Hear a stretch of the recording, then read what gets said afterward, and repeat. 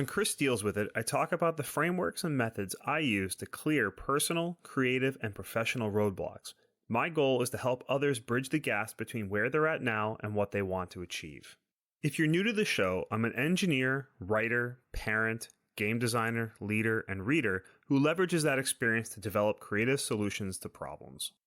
An AI statement that all elements of this episode are products of the author, Chris Kreuter, and made without the use of any AI tools. Welcome to episode 55 of Chris Deals With It. We're all dizzy being busy. So I've been struggling to wrap my head around busyness. It seems unavoidable in our current culture. Everyone seems overworked, they're stressed out, to the point where they're virtue signaling about how much is on their plates. This is a problem, and one that I can likely only solve for myself. Busyness fractures my focus and prevents me from achieving greater heights with my thoughts and my actions. And this prevalent problem is often scrutinized and debated, yet many just kind of shrug their shoulders at it, resign that it's just something we have to deal with. We give it fancy names and definitions like hustle culture or the rat race, rise and grind, giving 110%. But my favorite of all these is Cal Newport's description of this hyperactive hive mind, and I've got a link to that in the show notes. But on today's episode, I want to review my thoughts and feelings towards busyness and the tactics that I'm attempting to use in breaking free of its grip. We'll start with the bane of busyness. Many of us are signaling our busyness without even noticing it. Just this past week, I noted at least 3 times where I commented about how much was on my plate, at one point using it as a reason I couldn't handle something in the moment. And I know that sometimes I claim busyness as a shield. It's a way of signaling that I'm overloaded and I need to push work down in importance. But how many more times did I appear busy without even noticing it? Do others read the tone of my voice, the wording of an email, or not getting a reply at all as signs that I'm not available or unwilling to do something? There are also those who conflate busyness with importance. They virtue signal about how much they're getting done or stating the number of meetings on their schedule as a sign of how crucial they are to a business or a team. I know that isn't my mentality, but I get the sense that this could also become an unintended perception of being busy all the time. And all this busyness does come with real physical and emotional impacts. There's the stress and anxiety of trying to keep many plates in the air, to not be seen as failing in any area. There's fractured attention, making it hard to focus on the truly important work. It's the inability to get the actual work done during work hours, or in other words, overwork. Even if we don't work on our off time, the background hum of how busy we are in the day job can overshadow time with family and friends. It can leave us with little downtime to consider alternative options and novel solutions to the important problems. And it can create blind spots to areas that could become problems, or risks, or even opportunities.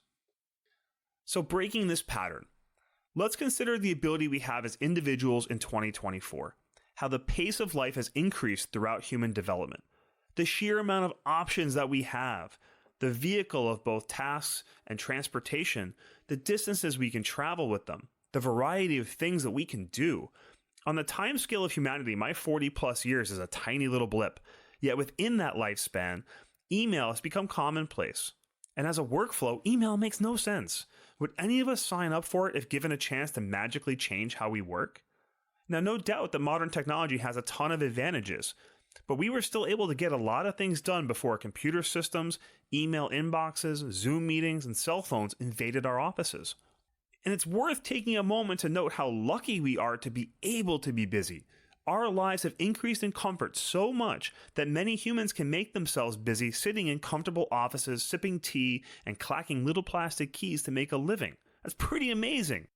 And I know I'm oversimplifying here, but I do feel fortunate that much of what I do doesn't come with real physical risks. And yet, I desire to break this pattern of busyness. For me, this means doing less things, freeing up time for what really matters. Which means I have to identify what does matter. If everything is important, nothing is. I have to reduce context switching.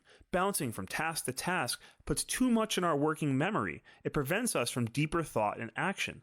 It's like driving a powerful sports car through a busy city. The constant stops and starts and changing of lanes makes it impossible to achieve our top speed and maintain momentum.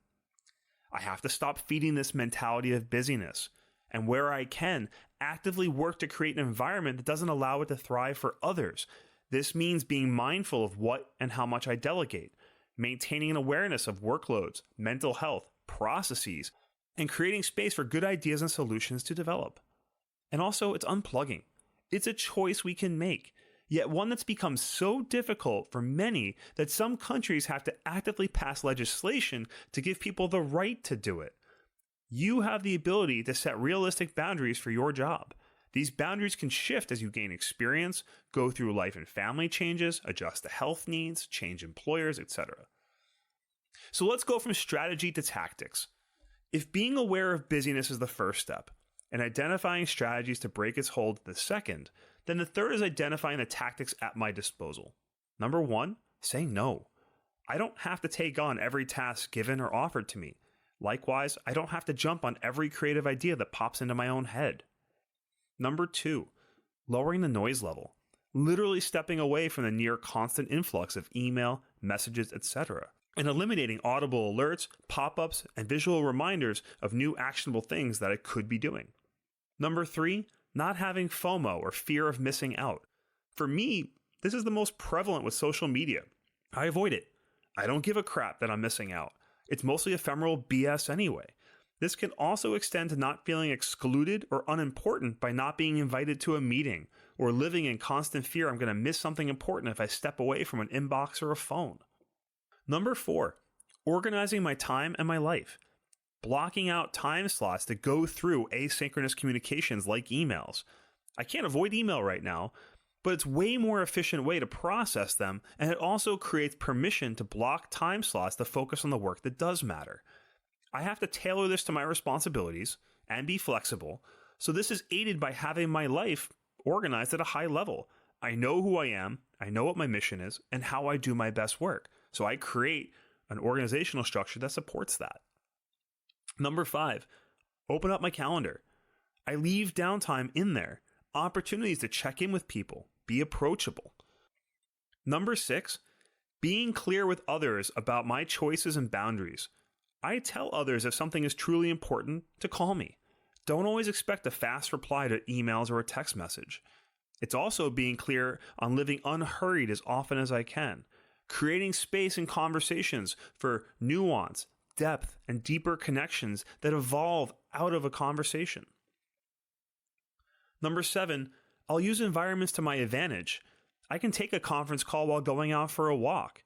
I can force focus by working in a library, or note when a specific coffee shop or public space inspires a higher quality of work of a specific type.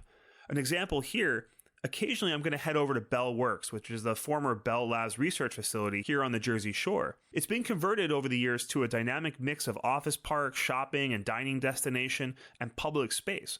The main atrium features very high glass roof, lots of natural light in there, plenty of space to not feel crammed. And when I'm in there and I'm working, I feel very open. I do feel a little bit more creative at times. So I had to hit it at the right moment. It's a way to kind of mix things up from my typical home office. And number 8, lastly, I recognize this process is going to take time. I'm going to have busy periods, one in which I might abandon some of these strategies and tactics. I'm aware this may be temporary or seasonal. Maybe it's catching up after a vacation, or the trend of a slower pace around major holidays. For example, there is I'll do my year-end planning between Christmas and New Year's when it's typically the slowest time of the year. I'll plan around major events like a convention or tasks like an annual budget review, needing to prepare extra time after being on the road visiting clients. Sometimes going with the flow works better than constantly working steadfast against it. So for today's quote, I'm going to highlight Cal Newport's attention capital principle.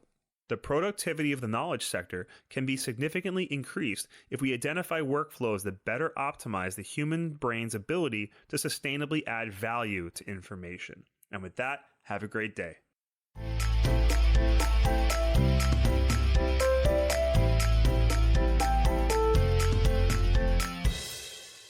If you feel that Chris dealt with it, I'd appreciate your support of the show by sharing it with someone who might benefit. Ratings on your favorite podcast player are also helpful in growing the audience. Visit chriskreuter.com for free downloadable PDFs with notes and resources from today's episode, sign up for the CDWI mailing list, or to send in your problems or requests for future shows.